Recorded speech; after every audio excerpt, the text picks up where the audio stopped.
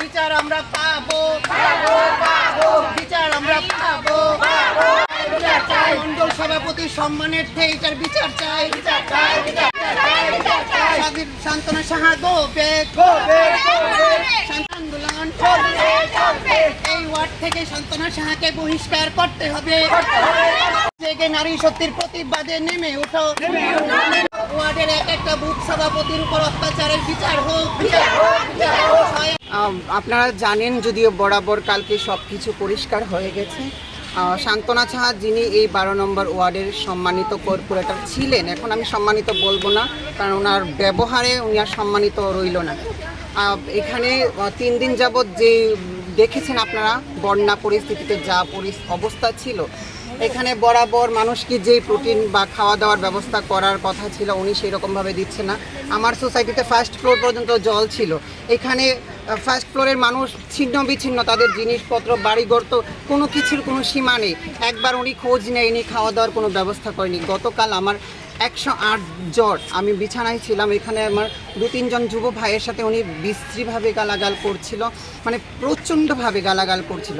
তখন আমি শুনে ওই জায়গাতে এসে দাঁড় হয়েছি, এখানে প্রায় 100 জনের অধিক লোক ছিল।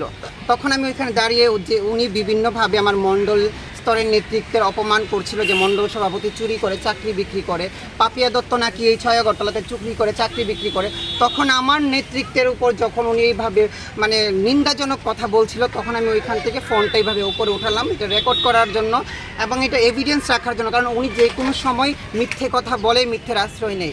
ওইটা উনি দেখে, ওনার সাথে ছিল সমীরণ, ওনার সম্পূর্ণ যিনি সাপোর্ট করেছে আমাকে মারার জন্য, ও বলেছে উনি ওইখান থেকে টেনে আমাকে এনে আমার চুল ধরে এখানে প্রচণ্ডভাবে মারধর করে, আমার গলার চেন ছিঁড়ে ফেলে, আমার মোবাইলটাকে এনে সবার সামনে যেইভাবে মানে গুরু করে দিয়েছে সম্পূর্ণ।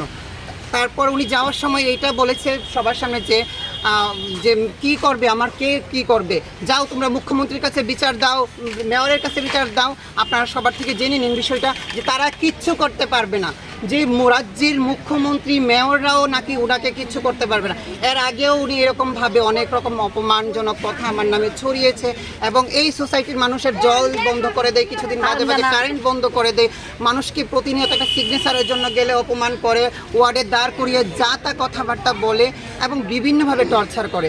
গতকাল যে প্রতিবাদ আমি করেছিলাম, শুধু আমায় না, যে আমাকে মেরেছে প্রত্যেকটা 6 আগরতলার মহিলাদের মেরেছে এবং আমার এই সোসাইটির মহিলাদের যেইভাবে উনি এখানে দাঁড়িয়ে আমার ফোন ভেঙেছে, হয়তো ফোনের সব কিছু শেষ, কিন্তু আমার ফোনের ওনার এগেনস্টে যে ভিডিওগুলো আছে উনি ওইগুলো যথেষ্ট, ফোন ঠিক হলে সেগুলো রিকভার আমি করতে পারবো। যেইভাবে উনি আমার সোসাইটির ভাইদের এবং সকলকে এইভাবে অপমানজনক কথা বলছে, 1000 লোক এই সম্পূর্ণ এরিয়ার মধ্যে, প্রত্যেকটা মানুষকে প্রতিনিয়ত উনি হেনস্থ করে যাচ্ছে, অপমান করে যাচ্ছে, মানুষের মানে একদম জীবন শেষ করে দিচ্ছে এই ওয়ার্ড থেকে। আমরা এইটার তীব্র নিন্দা জানাই এবং কালকে আমি 5 ঘন্টা সময় দিয়েছিলাম, কেন এখনো পর্যন্ত 5 ঘন্টার মধ্যে আমার বিচার হয়নি? কেন রাজ্য নেতৃত্ব, আমার সদলীয় নেতৃত্ব আমার এটার প্রতিবাদে আমার কাছে এসে দাঁড় হয়নি? এটার আমি তীব্র নিন্দা জানাচ্ছি এবং অতি শীঘ্রই আমি এটার প্রতিবাদ চাই এবং এটার বিচার চাই।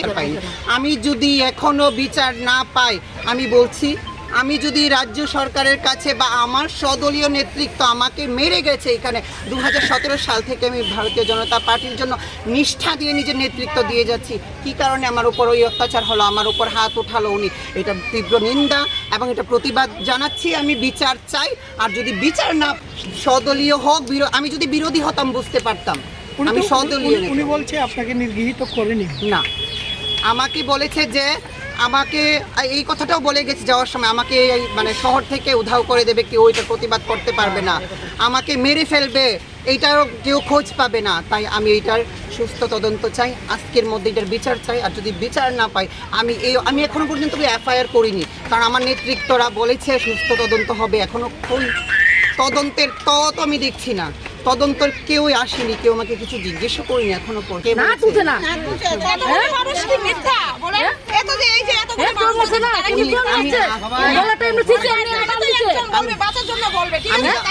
আচ্ছা, আমি আরেকটাও কথা, আমার জিনিসগুলো নষ্ট করলো, আমি এটার বিচার চাই এবং আমি যদি বিচার না পাই, আমি তো মেনে নেব যে রাজ্যে আইন ব্যবস্থা একদমই নেই, আর ভারতীয় জনতা পার্টিকে আমি যতটুকু আপনি তো স্বচ্ছ আশ্রয় নিইনি, কারণ আমার সদলীয় নেতৃত্ব প্রথম ভেবেছিলাম, আমাকে বলা হয়েছে সুস্থ তদন্ত হবে, মুখ্যমন্ত্রী আমাকে ডাকাবে, আজকের মধ্যে রাজ্য সভাপতির সাথে দেখা করাবে আমাকে, এখনো পর্যন্ত কেউ কিছুই করেনি।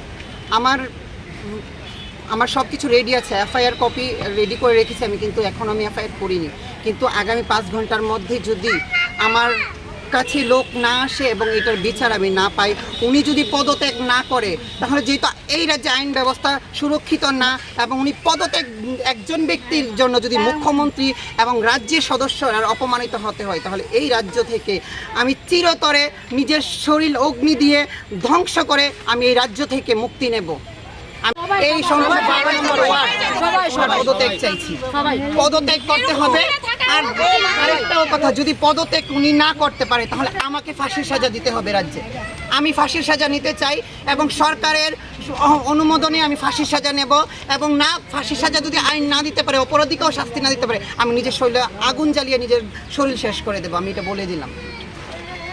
আমরা জল দেয় না, ঠিক করে না, তাদের কাছে গেলে কোনো সুযোগ সুবিধা পাই না, তারা কোনো ইয়ে করে না, মিষ্টি গালি গালাজ করে, আমাদের জল বন্ধ করে দেয়, আমরা কোনো কিচ্ছু দেয় না, লেখার কাজ দিতেছে না, কিছু দেয় না, পাতা পাইতেছে না, তাহলে থেকে কি লাভ? আমরা যদি কষ্ট না বুঝে তাহলে থেকে কি লাভ?